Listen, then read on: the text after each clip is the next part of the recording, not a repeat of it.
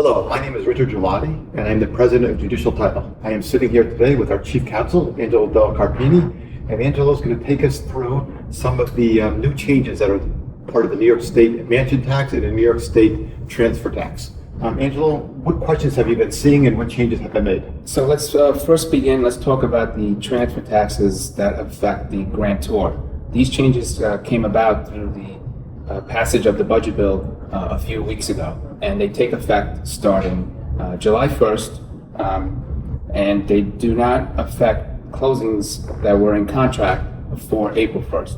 So let's first talk about the grantor tax or the seller's transfer tax. The increase occurs for residential properties over $3 million.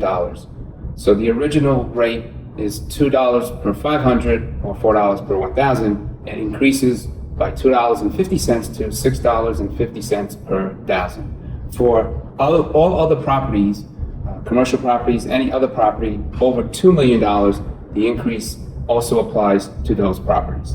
The second issue is the mansion tax, which is paid by the grantee or the buyer. The increase for the mansion tax occurs at the $2 million sales price. So below $2 million, the rate stays the same at 1% to the buyer. Above $2 million is when the rate increases, and it increases on a sliding scale. So it can go anywhere between an increase from 1.5% to 3.9%. So, Angelo, some of the questions that I've been receiving are as follows. Suppose the deed, the transaction is closed before July 1st, but recorded after July 1st. Will the higher tax be calculated the higher amount or the lower amount? So the New York State Department of Taxation has taken the position that the recording date is not operative in terms of when the increase on the tax. It goes by the date of closing. So it's not the recording date, but the closing date. So if a deal closes before July 1st, you don't have to try to get it of record. It's just the closing date. So we don't have to rush to get it recorded by July 1st.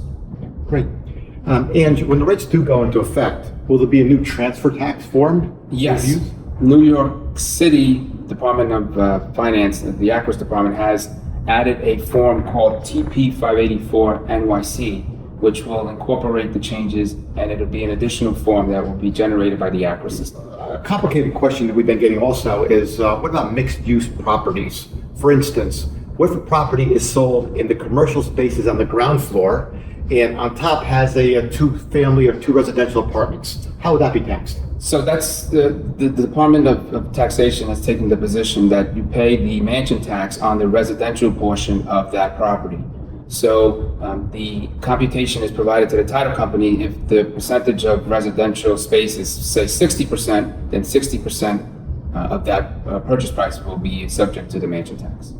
And the last question I'd like to ask you is another question I've been getting. Some of the buildings, especially in the city of New York, have taken a long time to close, and people have been in the contracts way before April 1st. What happens to the people who've been in contracts way before April 1st but happen to close after July 1st? Will they be subject to this tax? No, they are not subject to the tax because they were in contract before April 1st. Okay. Well, I'd like to thank everyone for listening to our short video. If you have any questions, please contact our legal department. And thank you very much, Angelo. Thank you. I appreciate it.